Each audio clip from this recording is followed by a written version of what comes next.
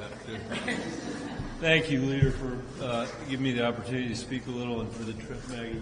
It's wonderful to be with you. Two things struck in my mind.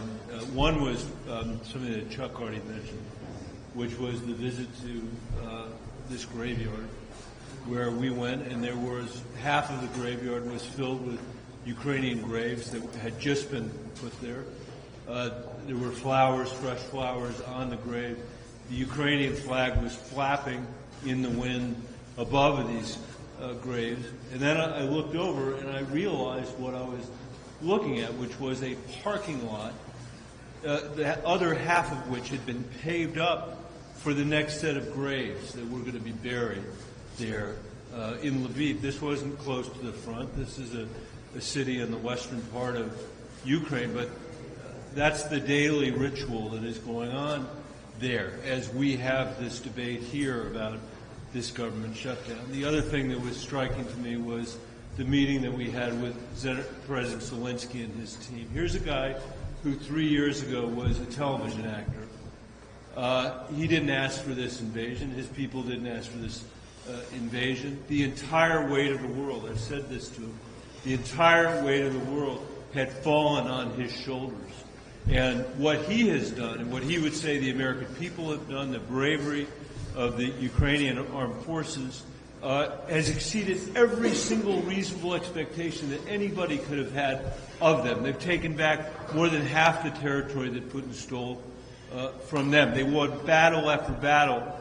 Chuck Schumer just mentioned some of them that they were not expected to lose. They've thrown Putin essentially out of the Black Sea with no navy of their own. It's almost hard to imagine to open up wheat for the rest of the world. So nobody could have asked them to do anything differently. They've done it with our support.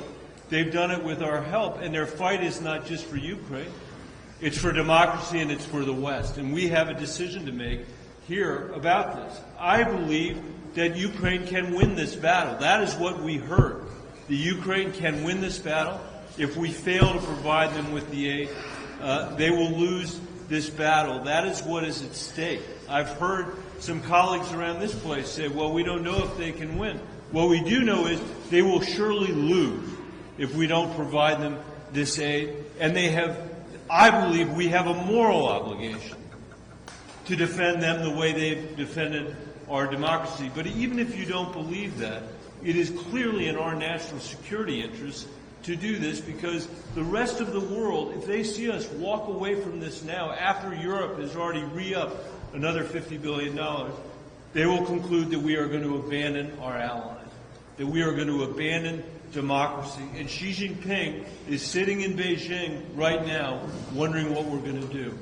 And Vladimir Putin is assassinating his most significant political rival while we're all in Munich just to say F you to the West and to the United States and to say he's winning and we're losing. The stakes could not be higher, and we have to find a way to get this done. In the Senate, we had 22 Republicans who supported this. We got 70 votes to do this.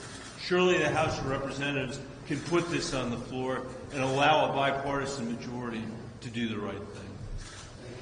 Questions?